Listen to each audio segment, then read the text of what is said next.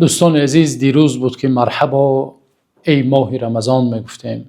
الکی امروزها باشد الوداع الوداع یا شهر رمضان گفته ایستادیم و این ماه مبارک، این ماه پرفیض، این ماهی که به خاندان ما و شما تشریف آورده بود، امروزها باشد رخت سفر بسته ایستاده است و بنده مؤمن حقیقی همان نفری هست که وقتی ماه مبارک رمضان به آخر می رسد دلهایش غمگین می شود و چنانه که گذشتگان صالح ما و شما از رفتن این ماه مبارک غمگین می شدند و می گفتند آیا می شود که سال آینده باز ماه شریف رمضان من زنده باشم یا نباشم، و دعا کنیم که الله تعالی ما و شما را به سالهای زیاد به این ماه مبارک برساند. و بنده مؤمن وقتی عمل صالح می کند، وقتی ماه شریف رمضان به آخر می رسد، از یک چیز بسیار می ترسد. حتی پیامبران نیز از آن چیز می ترسیدند.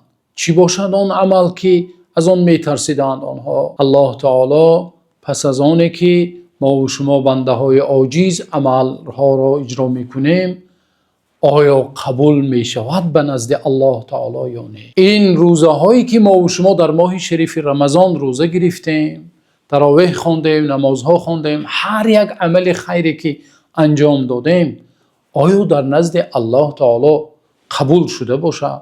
الله تعالی از ما و شما قبول کرده باشد یا نباشد؟ این یکی از خطرناکترین چیزی است که بنده مؤمن از آن باید بهراسد، از آن بترسد و هر لحظه دعا کند که یا الله عملهای صالح من را، عملهای پرنقصان من را به درگاه خود قبول بکن. و ببینید ابراهیم خلیل الله را الله حق سبحانه و تعالی میگوید و اذ یرفع ابراهیم القواعد من البیت و اسماعیل ربنا تقبل منا انک انت السمیع العلیم. هنگامی که ابراهیم همراه پسرش اسماعیل علیه السلام کعبه را بنا کردند، گفتند پروردگارا از ما قبول بکن. تصور کنید بزرگترین و مشرفترین بیت را، خانه را در این روی زمین بنیاد میکنند و میگویند که پروردگارا از ما بپذیر، از ما قبول بکن. در تفسیر همین آیت مبارک وهیب ابن الورد رحمت الله علیه میگویند یا خلیل الرحمن ترفع قوائم البیت و انت مشفق الا تقبل منك. ای خلیل الرحمن، خلیل الرحمن یعنی دوستی از همه محبوب ترین الله تعالی است، ابراهیم علیه السلام ابوالانبیا رحمت الله علیه.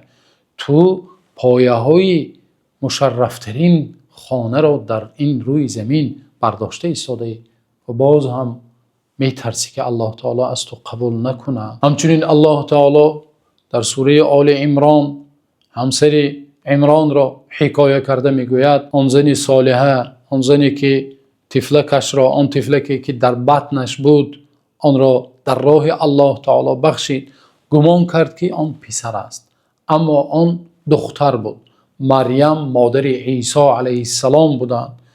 وقتی حامله شد و بخواست که آن طفل را ببخشد در راه الله تعالی، دعا کرد، گفت اذ قالت امرأة عمران رب انی نذرت لك ما فی بطنی محررا فتقبل منی انک انت السمیع العلیم. همسر عمران گفت پروردگارا آن طفلی که در بطنم هست من آن را در راه خودت نذر کردم، بخشیدم، قسم یاد کردم که همین طفل در راه خودت خدمت میکند، فتقبلها منی، پس آن را از من قبول بکن. هر یک عملی که میکردن میترسیدن که آیا الله تعالی قبول میکند یا نمیکند. گمان کرد که آن زن آن پسر است اما دختر بود، ترسید که الله تعالی قبول نمیکند، اما الله تعالی گفت فتقبلها ربها بقبول حسن و انبتها نباتا حسنا. الله تعالی قبول کرد، یک قبول است که قبول حسن، بهترین وجه که الله تعالی قبول کرد. مریم علیه السلام سردار زنان این دنیا و آخرت و مادر عیسی علیه السلام معجزه الله گشتند. تمام گذشتگان، حتی پیامبران و حتی صحابگان و حتی تمام گذشتگان صالح ما و شما از همین چیز یک آرزوی بزرگشان همین بود که الله تعالی این عملهای ناچیز ما رو به درگاه بینیاز خود قبول بکن، زیرا اینکه الله تعالی به این عملهای ما و شما نیاز ندارد، محتاج نیست. ما و شما محتاج هستیم که الله تعالی با همین عملها شفاعت کند و روز قیامت ما سزاوار جنت شویم و از آتش دوزخ نجات یابیم. عبدالله ابن مسعود رضی الله عنه میگویند والله قسم به نام الله که اگر یک عملی من در نزد الله تعالی قبول شود، برایم از دنیا و آن چیزی که در دنیا هست برایم محبوبتر و بهتر است. و همچنین امام احمد ابن حنبل رحمت الله علیه و امام ترمذی رحمت الله علیه روایت میکنند که وقت آیت مبارکه والذین یؤتون ما آتوا وقلوبهم وجله، همین آیت مبارکه نازل می شود که در آن الله تعالی گفته است آنهایی که میدهند و وقتی که میدهند یعنی خیرات میکنند، عمل صالح میکنند، و قلوبهم وجله، در حالی که دلهای آنها در ترس است. عایشه رضی الله عنها به نزد رسول الله صلی الله علیه و سلم آمدند گفتند یا رسول الله، اینها آنهایی هستند که در این دنیا عمل بد کردند، دزدیدند یا یگان کارهای عملهای بد کردند، برای همین دلهای آنها در ترس است؟ پیامبر صلی الله علیه و سلم گفتند نه، آنها همان نفرهایی هستند که یصومون و یتصدقون و یصلون، آنهایی هستند که روزه می گرفتند و صدقات می دادند و خیرات می کردند و نماز می خواندند و قلوبهم وجله، دلهای آنها در ترس بود که الله تعالی این عملهای ما را قبول کرده باشد، آیا این عملهای ما خالص از برای الله تعالی باشد یا نباشد. دلهاشون در هراس بود، می ترسیدند که عملهاشون مبادا اینکه قبول نشود. و نشانه های قبول شدن عملها و طاعت های ما و شما، الله تعالی برای ما و شما یک چند نشانه ها، علامت های هست که عمل ما و شما آیا قبول شده است در نزد الله تعالی یا قبول نشده است. با همین نشانه ها یک چند نشانه هایش را ذکر میکنیم که عمل های ما و شما در نزد الله تعالی قبول شده است. این ماه شریف رمضان را الله تعالی از ما و شما قبول کرده است، یا اینکه نعوذ بالله بر روی ما و شما الله تعالی برگردانیده است و قبول نکرده است. یکی از نشانه های قبول عمل این است که بنده با بهترین عمل همون عملش را با بهترین وسیله و با بهترین ترتیب اجرا میکند، کوشش میکند که عملش خوشرو باشد، زیبا باشد، پره باشد، حرکت میکند که همین عملش پره باشد. نفرهایی هستند که نماز تراویح میخوانند، 2 رکعت 4 رکعت میخوانند و برآمده میروند، برایشان ملال میبیاد. یا وقت روزه میگیرند انتظاری چی است؟ انتظاری شام است. الکی بعد از پیشین یا بعد از عصر چی میشود؟ به دلش وزنینی میکند. نعوذ بالله، نعوذ بالله، الله پناه دهد. روزه برایش خیلی وزنین است. اما بنده مؤمن، همون نفری که عملش قبول میشود، یکی از نشانه‌هاش چی است؟ حرکت میکند، کوشش میکند که خوشرو، زیبا و پره عمل رو انجام دهد. و باز یکی از نشانه‌های قبول شدن عمل این خالص از برای الله تعالی بودنش است. وقتی انسان عمل را خالص میکند، مثلا وقتی خیرات میکند، هرگز منت نمیکند، زیرا اینکه او خالص از برای الله تعالی آن خیراتش را کرده است. و هر یک عملی که میکند، مثلا یک طاعت و عبادت را انجام میدهد، با همون فخر نمیکند.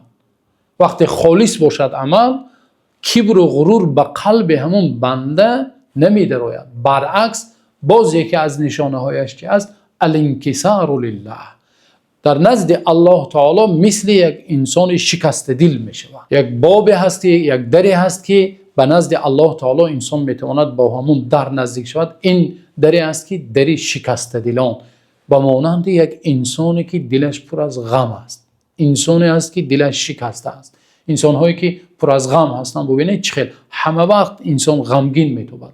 بنده مؤمن هم همین خیلی بعد از عمل، وقتی عملی صالح را انجام میدهد، با یک ترس و هراس، با یک شکست دلی به نزد الله تعالی روی میبیارد و میگوید که پروردگار، فخر نمی کند، کبر نمی کند، اما میگوید که الله تعالی این عمل عاجزانه مرا به درگاه بی‌نیازت قبول بفرما. و یکی از نشانه های بزرگترین قبول شدن عمل بعد از عمل دوام دادن همون عمل است.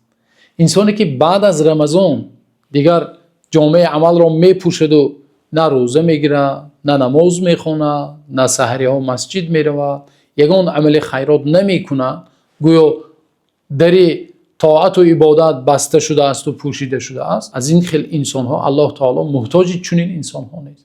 انسان هایی که گویا بنده رمضان هستند، بنده الله تعالی نیستند و بنده رمضان هستند. الله محتاج عملی ما و شما نیست. در این ماه مبارک یک ماه عمل میکنی، 11 ماه دیگر در غفلت هستی، در گناه هستی، در معصیت هستی.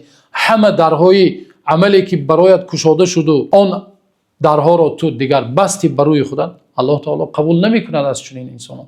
برای همین یکی از نشانه های بزرگترین قبول عمل این چی است؟ دوام دادن همون عمل است. آن چیزی که ما و شما در این ماه شریف رمضان توانستیم، در دیگر ماه 11 ماه دیگر هم میتوانیم. بنابراین یکی از نشانه های بزرگترین عمل این دوام دادن به همون عمل صالح است. چه که در حدیث های صحیح بسیار روایت شده است، پیامبر صلی الله علیه و سلم احب الاعمال الی الله تعالی ادومها و ان قل. از همه محبوب ترین عمل در نزد الله تعالی دوامناکترین عمل است، گرچند کم باشد، یک کوچک هم باشد، اما دوامناک است. و وقتی از عایشه رضی الله عنها میپرسند که عمل پیامبر صلی الله علیه و سلم چگونه بود، عایشه میگن کان عمله دایمه. عمل پیامبر صلی الله علیه و سلم دوامناک بود، بر دوام بود. پیامبر صلی الله علیه و سلم یک عملی را وقتی انجام میدادن تا آخر در همون عمل پایبند بودند رسول الله صلی الله علیه و سلم. و همچنین نشانه های قبول نشدن عمل این است که بعد از ماه شریف رمضان انسان باز بر همون گناه و معصیت روی میبیارد. آن گناه هایی که میکرد همون گناه ها را از نو آغاز میکند. مثلا نفری که سیگارت میکشید در ماه شریف رمضان آن سیگار کشی را پرتافته بود، یا آن نفری که ناس میکشید ناس را پرتافته بود در ماه شریف رمضان.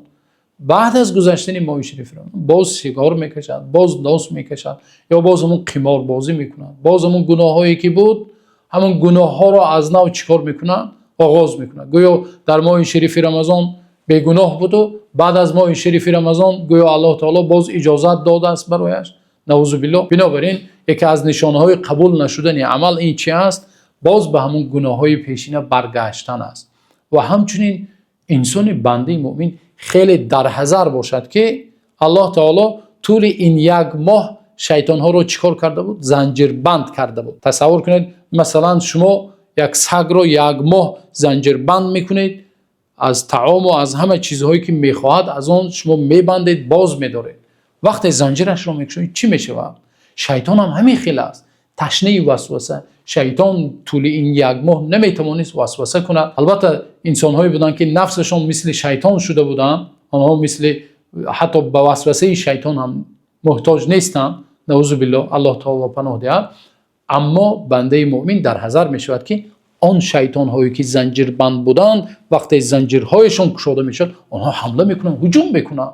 بنابراین خیلی سخت انسان در حذر باشد که بازم به همون گناه ها و معصیت ها باز گرفتار نشود. الله تعالی را دعا کنیم که الله تعالی عمل های عاجزانه ما و شما را قبول کند و چنانه که در روایت ها آمده است سلف صالح گذشتگان ما و شما 6 ماه بعد از ماه شریف رمضان دعا میکردند که پروردگارا عمل های ما را، روزه ما را، ماه شریف رمضان ما را از ما قبول بکن. دعا کنیم که الله تعالی از ما قبول بکند. والله یک لحظه، یک عبادتی که از ما و شما الله تعالی قبول میکند محبوبتر از تمام این، چنانه که از ابو دردا و عبدالله ابن مسعود رضی الله عنه گفتیم روایت شده است، از زمین و آن چیزی که در این روی زمین است بهتر و محبوبتر است.